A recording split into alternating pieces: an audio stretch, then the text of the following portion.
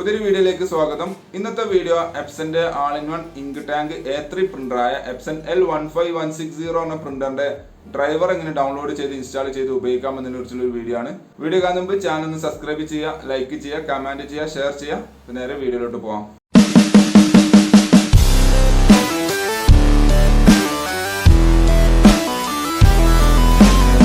ഏതെങ്കിലും ഒരു browser open ചെയ്ത് ഗൂഗിളിൻ്റെ ഹോം പേജ് എടുക്കുക. അവിടെ എപ്സൺ L15160 പ്രിൻ്റർ ഡ്രൈവറിന് ജസ്റ്റ് ടൈപ്പ് ചെയ്ത് സെർച്ച് എടുക്കുക. അവിടെ ഫസ്റ്റ് തന്നെ കാണുന്ന epson.co.in എന്ന എപ്സൺ ഇന്ത്യയുടെ ഒഫീഷ്യൽ വെബ്സൈറ്റ് ആണ്. ജസ്റ്റ് ക്ലിക്ക് ചെയ്യുക, ആ വെബ്സൈറ്റ് ഓപ്പൺ ആയി വരും. പ്രത്യേകം ശ്രദ്ധിക്കുക, ഈ സമയത്ത് നിങ്ങൾ പ്രിൻ്റർ നമ്മൾ USB കേബിൾ വഴി കണക്ട് ചെയ്യരുത്. അത് ഈ സോഫ്റ്റ്വെയർ ഇൻസ്റ്റാൾ ചെയ്യുന്ന സമയത്ത് അവസാന ഭാഗത്ത് ചോദിക്കുന്നതാണ്, ആ സമയത്ത് മാത്രമേ കണക്ട് ചെയ്യാൻ പാടുള്ളൂ. അപ്പോൾ വെബ്സൈറ്റ് ഓപ്പൺ ആയി വന്നിട്ടുണ്ട്. നമുക്ക് ആദ്യം ചെയ്യാനുള്ളത് നമ്മുടെ ഓപ്പറേറ്റിംഗ് സിസ്റ്റം ഏതാണെന്നുള്ളത് സെലക്ട് ചെയ്യുക എന്നുള്ളതാണ്. അപ്പോൾ ഇവിടെ ഓപ്പറേറ്റിംഗ് സിസ്റ്റം ചോദിക്കുന്നുണ്ട്.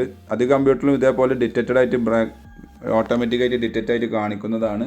അല്ലാന്നുണ്ടെങ്കിൽ നിങ്ങൾ മാനുവലായിട്ട് ചെയ്യണം. അവിടെ ക്ലിക്ക് ചെയ്യുക. അവിടെ ക്ലിക്ക് ചെയ്യുന്ന സമയത്ത് കുറേ വിൻഡോസിൻ്റെ വെർഷൻസ് കാണിക്കും. അതിൽ നിങ്ങളെ വിൻഡോസിൻ്റെ വെർഷൻ ഏതാണെന്നുള്ളത് ഇതേപോലെ ബ്രാക്കറ്റിൽ ഡിറ്റക്റ്റഡ് എന്ന് എഴുതി കാണിക്കുന്നുണ്ടാവും. അപ്പോൾ ജസ്റ്റ് സെലക്ട് ചെയ്തതിനു ശേഷം ഈ ഗോ എന്നുള്ളത് ക്ലിക്ക് ചെയ്യുക. അപ്പോൾ ഈ പേജ് ഒന്നുകൂടി റീലോഡ് ആവുന്നതാണ്.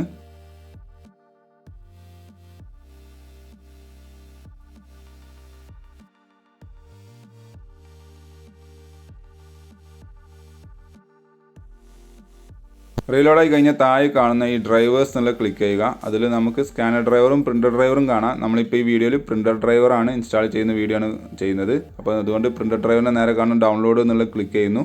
അപ്പോൾ ഈ നെക്സ്റ്റ് പേജിലോട്ട് വരും. ഇവിടെ ഈ അക്സെപ്റ്റ് എന്നുള്ളത് ക്ലിക്ക് ചെയ്യുന്നതോടുകൂടി നമുക്ക് ആവശ്യമുള്ള ഫയൽ ഡൗൺലോഡിങ് ആവുന്നതാണ്. ഡൗൺലോഡിങ് കംപ്ലീറ്റ് ആയി കഴിഞ്ഞാൽ ജസ്റ്റ് ഡൗൺലോഡ് ആയ ഫയലിൻ്റെ അവിടെ ജസ്റ്റ് ഒന്ന് ക്ലിക്ക് ചെയ്യുന്നു. ക്ലിക്ക് ചെയ്യുന്നതോടുകൂടി ഇൻസ്റ്റാളേഷൻ ഫയൽ ഓപ്പൺ ആയി വരുന്നതാണ്. അപ്പോൾ നമുക്ക് ആദ്യം ഇവിടെ പ്രിൻ്ററിൻ്റെ പേര് സെലക്ട് ചെയ്യേണ്ടാവും. ജസ്റ്റ് ഓക്കെ എന്നുള്ളത് ക്ലിക്ക് ചെയ്യുക. പിന്നെ നമ്മുടെ ലാംഗ്വേജ് ഏതാണെന്നുള്ളത് നിങ്ങൾ സെലക്ട് ചെയ്യുക.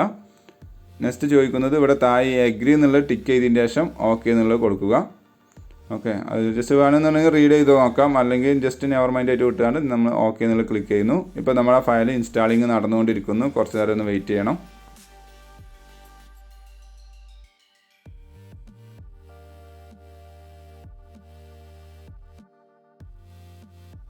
യെസ്, ഇൻസ്റ്റാളേഷൻ കംപ്ലീറ്റ് ആയി കഴിഞ്ഞാൽ ഇതേപോലെ കണക്ഷൻ മെത്തേഡ് ചോദിക്കും. ഈ മോഡൽ പ്രിൻ്റർ നിങ്ങൾക്ക് നെറ്റ്വർക്കിലേക്ക് കണക്ട് ചെയ്യാൻ പറ്റുന്ന പ്രിൻ്ററാണ്. നിങ്ങൾക്ക് വേണമെങ്കിൽ നെറ്റ്വർക്കിലേക്ക് കണക്ഷൻ ചെയ്യാം.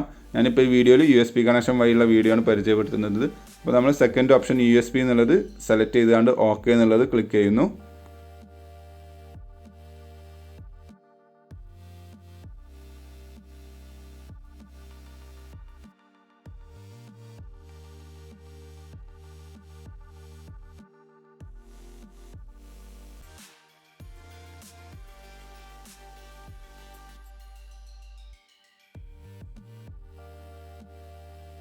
ഓക്കെ എന്ന് ക്ലിക്ക് ചെയ്യുന്നതോടുകൂടി നമ്മോട് ഈ പ്രിൻ്ററും കമ്പ്യൂട്ടറും തമ്മിൽ USB കേബിൾ കണക്ട് ചെയ്യാനാണ് പറയുന്നത്. നമ്മൾ USB കേബിൾ കണക്ട് ചെയ്യുക.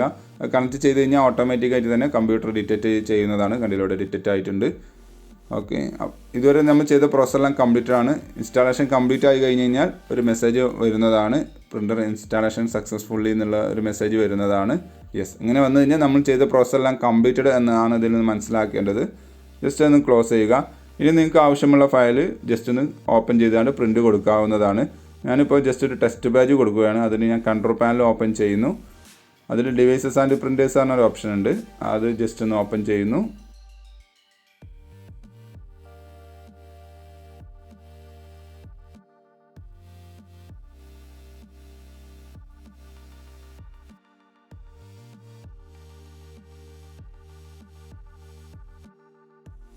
ഡിവൈസ് ആൻഡ് പ്രിൻറ്റേഴ്സ് ഓപ്പൺ ചെയ്യുന്ന സമയത്ത് എൻ്റെ ലാപ്പിൽ കുറേ പ്രിൻ്ററുകൾ കണക്ട് ചെയ്തുകൊണ്ടാണ് ഇവിടെ കുറേ ലിസ്റ്റുകൾ കാണിക്കുന്നത്.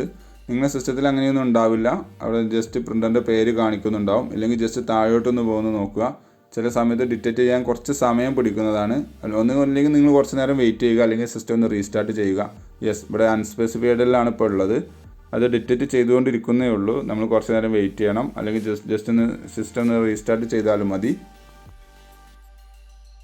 കുറച്ച് നേരം വെയിറ്റ് ചെയ്യുന്ന ഇതേപോലെ ഡിറ്റക്റ്റഡ് ആയിട്ട് നിങ്ങൾക്ക് കാണാൻ സാധിക്കും.